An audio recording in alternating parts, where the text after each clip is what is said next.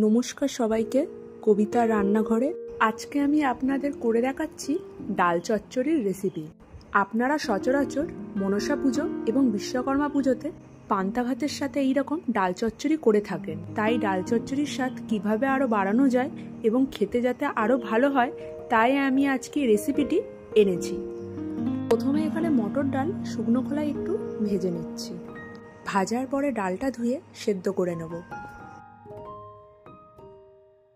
তাই প্রেসার কুকারে ডালটা দিয়ে সামান্য সর্ষের তেল আর সামান্য লবণ দিয়ে সেদ্ধ করে নেব।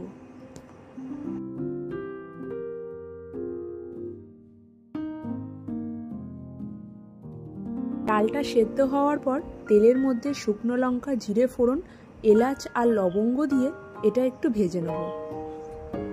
এটা ভাজার পর একটা টমেটো আর কিছু কাঁচা লঙ্কা কুচিয়ে রেখে দিয়েছিলাম সেটা দিয়ে দিচ্ছি।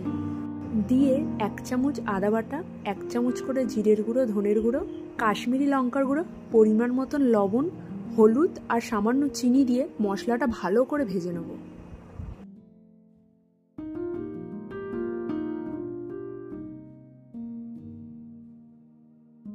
মশলাটা ভাজার পরে সেদ্ধ করা ডালটা দিয়ে দিচ্ছি। আপনারা ডালটা ঠিক এইরকমই সেদ্ধ করবেন, বেশি যেন না ডালটা গলে যায়। ডাল দেওয়ার পর সামান্য জল দিয়ে মশলাটা ভালো করে নাড়াচাড়া করে মিশিয়ে নেওয়ার পর এটা মিডিয়াম ফ্লেমে হবে। ডালটা অনেকটা শুকনো হয়ে যাওয়ার পরে ধনিয়া পাতা, সামান্য গরম মশলা দিয়ে ভালো করে নাড়াচাড়া করব হাই ফ্লেমে।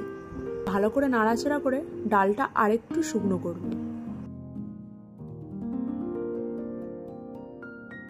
ডাল চচ্চড়ির এই রেসিপিটি কমপ্লিট হয়ে গেছে দেখুন।